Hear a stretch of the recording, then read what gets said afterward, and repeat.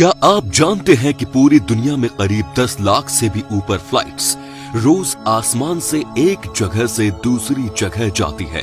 India में ही रोज 70 से 80 हजार फ्लाइट्स डेली उड़ती हैं। अगर एनालिटिक्स की माने तो हवाई यात्रा दुनिया के सबसे सेफ ट्रांसपोर्टेशन का साधन है, क्योंकि बाकी सभी ट्रांसपोर्टेशन मीडियम जैसे ट्रेन, शिप्स या रोड जैसे मीडियम में हादसे काफी ज्यादा होते हैं और उसमें मरने वालों की संख्या भी ज्यादा होती है।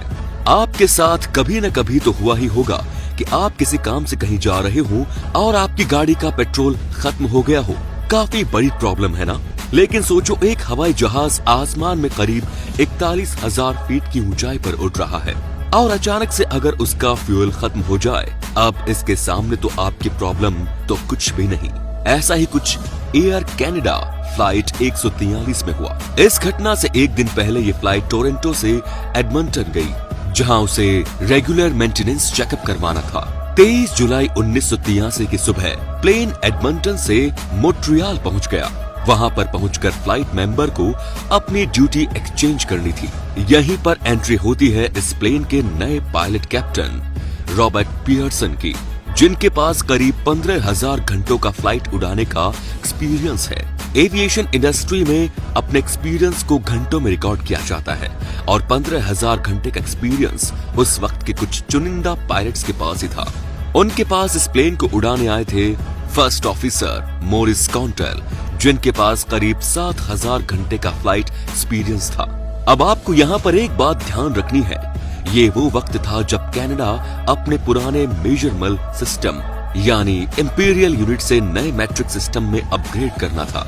इंपीरियल यूनिट और मैट्रिक सिस्टम यूनिट में जर्मन सिस्टम है। जैसे आज दुनिया में ऐसा यूनिट इस्तेमाल यूज की जाती है, वैसे ही उस वक्त इन दोनों मेजरमेंट यूनिट का इस्तेमाल किया जाता था और ये अपग्रेडेशन प्रोसेस ही इस दुर्घटना की सबसे बड़ी वजह थी। प्रॉब्लम ये हुई कि कनाडा एविएशन इंडस्ट्री उस वक्त सभी 767 प्लेन में नया मैट्रिक सिस्टम इस्तेमाल कर रही थी, लेकिन बाकी सभी प्लेन्स में वही पुराना इंपीरियल यूनिट सिस्टम का इस्तेमाल किया जा रहा था। रिफ्यूलिंग टीम को फ्लाइट नंबर 143 में 22,300 किलोग्राम फ्यूल भरने को बोला गया। अब ये फ्लाइट एयर कनाडा 143 भी एक में 767 प्लेन ही था, लेकिन बिल्कुल नया होने की वजह से रिफ्यूल टीम को लगा कि इसमें भी पुराना इंपीरियल यूनिट सिस्टम का इस्तेमाल किया जाना है और ये उन्होंने 22,300 किलोग्राम की जगह उसमें केवल 22,300 पाउंड्स भरे, वो भी जरूरत से करीब आधा ही फ्यूल था। अब फ्लाइट कंट्रोलर ने गलती ये कर दी कि उन्होंने टेक ऑफ से पहले फ्यूल लेवल को बिना चेक किए ही रिफ्यूलिंग टीम को कंफर्मेशन ले लिया और टेक ऑफ कर लिया। अब आसमान में करीब 41,000 फीट की ऊंचाई पर कैप्टन को एक सिग्नल दिखाई देता है जो ये बताता है कि प्लेन के लेफ्ट इंजन ने काम करना बंद कर दिया है और वो लोग मॉन्ट्रियल से फ्यूल भरकर वापस एम्पटन जा रहे थे। लेकिन जब उन्हें एक इंजन बंद होने की खबर मिली तो वो बीच रास्ते में ही थे। उनके सबके पास एक छोटा एयरपोर्ट था। फ्लाइट कैप्टन ने सोचा कि हम वहां पर इमरजेंसी लैंडिंग कर सकते हैं, लेकिन लेफ्ट इंजन के बंद होने की थोड़ी देर बाद ही राइट इंजन भी बंद हो गया। जब कैप्टन ने इसकी वजह जानने की कोशिश की तो उसके होश उड़ गए। उसने देखा कि जमीन से करीब 41,000 फीट ऊपर हवा में प्लेन का फ्यूल खत्म हो गया है। प्लेन में जो इलेक्ट्रिसिटी आती है वो टरबाइन के घूमने से ही जनरेट होती है। अब प्लेन के दोनों टरबाइन सिर्फ और सिर्फ हवा से घूम रहे थे, इसलिए वो इतनी तेजी से घूम नहीं पा रहे थे कि वो पूरे प्लेन को इलेक्ट्रिसिटी दे पाएं। इसीलिए कॉकपिट में बहुत ही कम इलेक्ट्रिसिटी मौजूद थी और इस वजह से बहुत सारे इंस्ट्रूमेंट भी बंद हो गए थे। कैप्टन पियर्सन और उनके फर्स्ट ऑफिसर को मिलकर जल्दी ये डिसाइड करना था कि अब आगे क्या करना है, क्योंकि पैसेंजर की जिंदगी अब उन दोनों के हाथों में थी। उनके पास फ्यूल नहीं था, उनके दोनों इंजन बंद हो चुके थे। लाइट न होने की वजह से वहां के काफी इंस्ट्रूमेंट भी बंद पड़ गए थे, केवल कुछ ही एनालॉग इंस्ट्रूमेंट ही काम कर रहे थे। अब उन्होंने सबसे पहले 767 प्लेन का इमरजेंसी गाइड मैनुअल खोला और ये देखना शुरू किया कि दोनों इंजन के बंद हो जाने पर उन्हें क्या करना चाहिए। बहुत ढूंढने में पता चला कि उस मैनुअल में ऐसा कोई कंडीशन नहीं है, कि उस दिन से पहले कभी भी ऐसा नहीं हुआ था और मैनुअल बनाने वाली टीम ने ये कभी नहीं सोचा कि ऐसी कंडीशन भी कभी आ सकती है, इसलिए इस मैनुअल में इसका कोई उपाय नहीं मौजूद था। कैप्टन पियर्सन ने सुपर सीरियस लैंडिंग करवाने का फैसला कर लिया। अब यहाँ पर भी प्रॉब्लम ये थी कि लाइट न होने की वजह से यहाँ उनका वर्टिकल स्पीड इंडिकेटर और एल्टीट्यूड इंडिकेटर काम नहीं कर रहा था, यानी उनके पास ये जानने का कोई तरीका नहीं था कि वो कितनी ऊंचाई पर हैं और कितनी स्पीड में नीचे जा रहे हैं। कैप्टन ने अपना पूरा एक्सपीरियंस इस्तेमाल किया और प्लेन को नीचे की तरफ ग्लाइड करवाना शुरू कर दिया। कैप्टन 400 किलोमीटर प्रति घंटे की स्पीड से प्लेन को नीचे ग्लाइड कर रहे थे।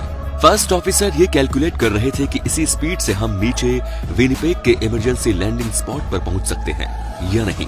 प्लेन में मौजूद मैकेनिकल इंस्ट्रूमेंट्स और एयर ट्रैफिक कंट्रोल टीम द्वारा बताए गए डिस्टेंस को कैलकुलेट करने पर कि वो काफी तेजी से नीचे जा रहे हैं और बहुत ही कम आगे बढ़ पा रहे हैं और इस कंडीशन में वो इमरजेंसी सपोर्ट पर नहीं पहुंच सकते। तभी उनके फर्स्ट ऑफिसर को उनके पुराने एयरबेस गिमले की याद आई जो वहीं पास में मौजूद था। कैप्टन पियर्सन और एयरक्राफ्ट कंट्रोल ने कैलकुलेट किया कि शायद वो वहां तक पहुंच सकते हैं, लेकिन उनमें से भी किसी को ये बात पता नहीं थी कि उस बेस को अब वहां से हटाकर अब वहां रेस ट्रैक बना दिया गया है। कोई बात नहीं, बेस ट्रैक पर भी तो इमरजेंसी लैंडिंग कराई जा सकती है, लेकिन अगर वो खाली हो तो इस वक्त वहां पर एक रेस चल रही थी और पूरा स्टेडियम लोगों से भरा हुआ था। जहां ड्रेन रेसिंग की जाती है वो हिस्सा खाली था। कैप्टन ने प्लेन को वहीं लैंड करवाने का फैसला किया। प्लेन के लैंडिंग गियर को ग्रेविटी ड्रॉप की मदद से बाहर निकाला गया। किसी भी तरह की लैंडिंग के लिए उनकी वर्टिकल स्पीड बहुत ही ज्यादा थी, लेकिन उनके पास ये रिस्क लेने के अलावा कोई दूसरा ऑप्शन नहीं था। लेकिन अभी भी कुछ ऐसा था जो उनकी लैंडिंग को बहुत ही ज्यादा खतरनाक बना सकता था। पहला, क्योंकि प्लेन के इंजन काम नहीं कर रहे थे और प्लेन में लाइट भी नहीं थी और उसमें कोई भी आवाज नहीं हो रही थी और बिना लाइट के उसे देख पाना भी काफी मुश्किल था। इसीलिए नीचे मौजूद लोगों को कोई अंदाजा नहीं था कि उनकी तरफ क्या आ रहा है। दूसरा, उनके फ्रंट व्हील्स, जिसे नोज व्हील भी कहते हैं, ग्रेविटी ड्रॉप के वक्त वो ठीक से लॉक नहीं हो पाया था। तीसरा, जब वो ऊपर हवा में थे तो उनकी हॉरिजॉन्टल स्पीड ज्यादा थी, तो ये टरबाइन ब्लेड इसमें से पास हो रही हवा की वजह से काफी तेजी से घूम रहे थे और ठीक ठाक पावर जनरेट कर पा रहे थे, जिससे हाइड्रोलिक स्टीयरिंग सिस्टम काम कर रहा था। लेकिन अब नीचे आने के बाद और हॉरिजॉन्टल स्पीड कम होने की वजह से ब्लेड बहुत ही धीरे धीरे घूम रहे थे, जिसकी वजह से हाइड्रोलिक स्टीयरिंग सिस्टम में पूरी पावर नहीं पहुंच पा रही थी और इसकी वजह से प्लेन को कंट्रोल कर पाना बहुत ही मुश्किल हो रहा था। अब ऐसे में दो बहुत ही अच्छी चीज हुई जिसकी वजह से शायद बहुत सारे लोगों की जान बच गई। पहला, नोज व्हील ठीक से लॉक नहीं हुआ था। अब जैसे ही प्लेन ने जमीन पर पहले कांटेक्ट किया, कैप्टन पियर्सन ने पूरी फोर्स के साथ ब्रेक लगाया, जिसकी वजह से वो नोज व्हील वापस अंदर चला गया और प्लेन का आगे का हिस्सा जमीन से जा टकराया और उसने एक अच्छा खासा बाउंस लिया और फिर से जमीन से टकरा गया और जमीन पर खिसता चला गया, जिसकी वजह से प्लेन की स्पीड काफी कम हो गई। और अब ये अच्छी बात इसलिए थी क्योंकि फ्रंट व्हील लॉक हो जाता तो पूरी तरह ब्रेक लगाने के बाद भी वो इतनी जल्दी इस प्लेन को इतना ज्यादा स्लो नहीं कर पाता और शायद वो प्लेन वहां पर मौजूद बैठने वाली जगह पर काफी सारे लोग रेस देख रहे थे, उससे जा टकराता। अब कैप्टन ने पिछले व्हील के केवल राइट ब्रेक लगाए, जिसमें लैंडिंग गियर टूट गया और लैंडिंग का सेंटर बाला पार्ट भी जमीन से टकरा गया और इसे और भी ज्यादा फ्रिक्शन जनरेट हो गया और आखिरकार प्लेन रुक गया। फ्यूल खत्म होने और इंजन बंद होने के करीब 17 मिनट के बाद प्लेन लैंड हो चुका था। इस हादसे में किसी को भी ज्यादा गंभीर चोट नहीं लगी। कैप्टन पियर्सन को 6 महीने के लिए डिमोट कर दिया और फर्स्ट ऑफिसर को 2 हफ्तों के लिए सस्पेंड कर दिया गया, क्योंकि ऐसा उन दोनों की वजह से भी हुआ था। उन्होंने बिना फ्यूल लेवल देखे फ्यूल का क्लियरेंस दे दिया था, लेकिन इसके बाद भी ऐसी कंडीशन में प्लेन को सही सलामत लैंड करवाने की वजह से उन दोनों को आउटस्टैंडिंग एयरमैनशिप की वजह से SAI ने सम्मानित किया और उन्होंने अपना पायलट करियर जारी रखा।